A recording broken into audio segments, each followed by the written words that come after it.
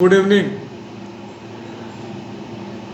कर्नाटक राज्य में हिजाब को लेकर के पिछले 8-10 दिनों से जो विवाद चल रहा है वो आप लोग लगातार देख रहे हैं और अब इस विवाद का जो स्तर है वो व्यापक होते जा रहा है। विभिन्न राज्यों में भी इसका आप असर देख रहे हैं और ख़ास करके चुनाव में भी इसका इस्तेमाल किया जा रहा है वोट के पोलराइजेशन के लिए, जिसको आप लगातार देख रहे हैं। तो लेकिन हम लोग को ये समझना है कि ये बिना वजह का ये विवाद उत्पन्न क्यों हुआ, किसकी गलती है, कौन इस पर जिम्मेदार है। अंतर्राष्ट्रीय मानवाधिकार एवं मीडिया संगठन का मैं राष्ट्रीय अध्यक्ष डॉक्टर के.पी. अहमद, मेरा ऐसा मानना है और हमारे संगठन का भी ऐसा मानना है कि इस पूरे प्रकरण को, इस पूरे विवाद को जिस ढंग से कर्नाटक सरकार ने हैंडल किया है वो अपने आप में एक संशय पैदा करता है और पूरे मामला को विवादित बनाया गया है।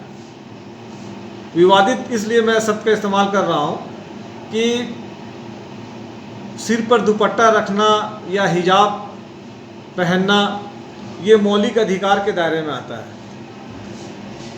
आप भारतीय संविधान का आप स्टडी करेंगे तो आप देखेंगे कि संविधान के अनुच्छेद 14 और 25 के तहत ये मौलिक अधिकार के दायरे में आता है और साथ ही साथ धार्मिक दृष्टिकोण से देखिएगा तो ये इस्लाम का एक अनिवार्य प्रथा है और ये सिर्फ मुस्लिम कम्युनिटी में नहीं है। आप देखेंगे कि दूसरे कम्युनिटी भी हिजाब या सिर पर दुपट्टा रखते हैं महिलाएं। आप क्रिश्चियनिटी में जाइएगा तो वहाँ देखिएगा कि जितने भी क्रिश्चियन नर्स होती हैं, नन होती है, वो हिजाब के तरह ही वस्त्र पहनती हैं। आप सिख में जाइएगा तो वहाँ पे भी आप देखिएगा दुपट्टा का प्रचलन है। फिर आप हिंदू समुदाय के अंदर आइएगा तो आप आनंद मार्गी जो संप्रदाय के लोग हैं उनकी महिलाएं वो जो हिजाब के तरह ही ड्रेस पहनती हैं, बस उसका कलर भगवा होता है। उसी तरीके से आप बहुत सा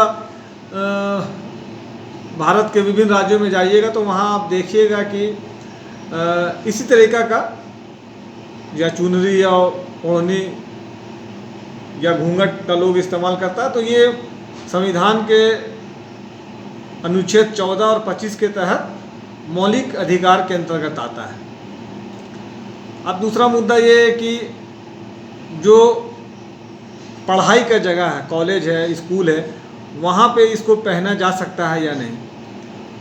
तो अगर आप मानते हैं कि सिर्फ मुस्लिम महिलाएं या मुस्लिम लड़कियां हिजाब ना पहने और बाकी लोग, क्योंकि ये धार्मिक चीज़ है इसीलिए धार्मिक चीज़ को विद्यालय या स्कूल के अंदर नहीं लाना चाहिए, तो फिर आपको ये भी स्पष्ट करना पड़ेगा कि हमारे जो पूरे भारत के अंदर जो सिख कम्युनिटी है, हमारे भाई, वो जो पगड़ी लगाते हैं वो भी एक धार्मिक प्रथा है।